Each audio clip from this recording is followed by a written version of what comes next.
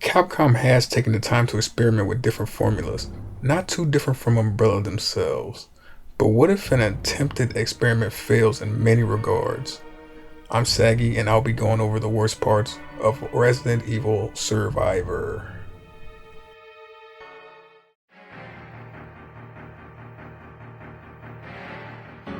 For the first time in a series, Capcom opted for a first-person experience that was a byproduct of wanting to create a light gun shooter.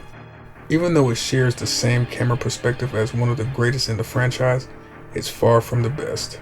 The game was initially released with the Gun Con in Japan, but an American release of the light gun would be canned for various reasons. This left players stuck using the PS1 controller, which, if you didn't know, doesn't have analog sticks. So you get to fight and tussle with ARC's tank controls while in first person.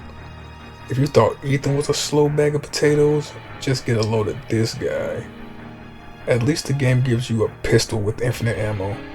Hunters may get in that ass, but at least you have unlimited firepower with one of the weakest guns. If you can't stomach the idea of playing with tank controls, this is a title you'll want to avoid, as if you were going to play it anyway.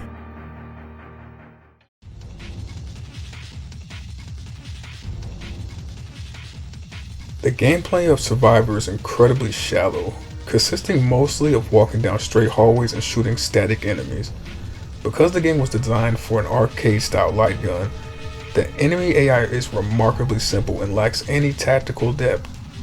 Most zombies will simply stand in place or shuffle towards you in a straight line, waiting to have their cherry popped. This removes the survival element of survival horror, as you rarely feel like you're being outsmarted or hunted. The level design is equally uninspired and consisting of endless corridors, identical looking warehouses, and generic forest paths. There are very few puzzles to solve, and the ones that do exist are insultingly simple compared to the mainline games. The game tries to add variety by offering branching paths, but these usually just lead to a slightly different colored hallway or a different room of ammo. It feels like a series of disconnected shooting galleries rather than a cohesive lived-in world, but I guess that's the light gun is showing. Without the tension of limited resources or complex navigation, the game quickly becomes a boring slog.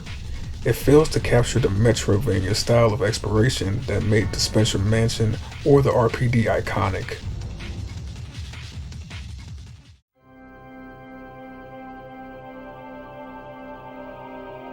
Many of the earlier RE games in the series are infamous for their shitty dialogue, but Survivor takes this to a level of unintentional comedy that is almost unmatched in gaming history.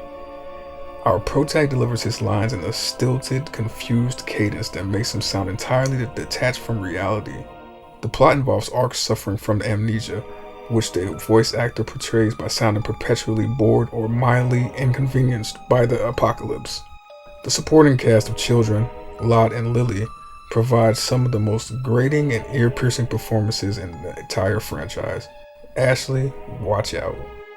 This dialogue is filled with long, awkward pauses where characters seem to be waiting for their cues or simply forgetting their lines, which may be a byproduct of translation. Key plot revelations are delivered with the emotional weight of someone's reading a grocery list. This kills any potential for horror, as it is impossible to take any of the threats seriously when the characters sound so ridiculous. While some fans enjoy it for its so bad it's good quality, it undeniably strips the game of its intended atmosphere. It stands as a humorous reminder of the era before professional voice direction became a standard in the industry.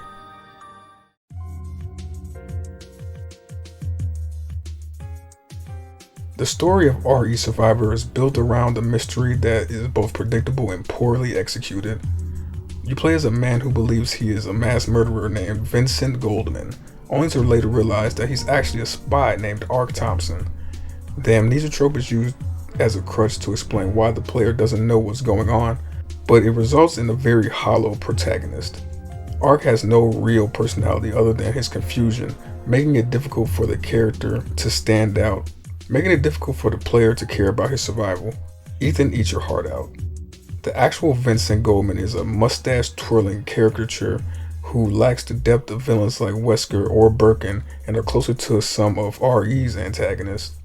The game attempts to tie into the larger lore by mentioning Sheena Island as an umbrella facility and that Ark and Leon are buds, but the stakes feel completely isolated from the rest of the world.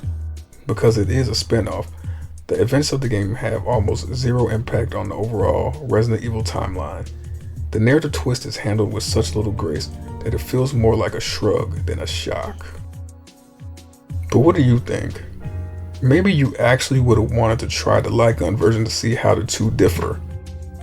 Maybe you would have liked to see a scene or two with mainline characters to add more importance to Ark. Let me know below. Like and subscribe. I'm Saggy, and I'm also out.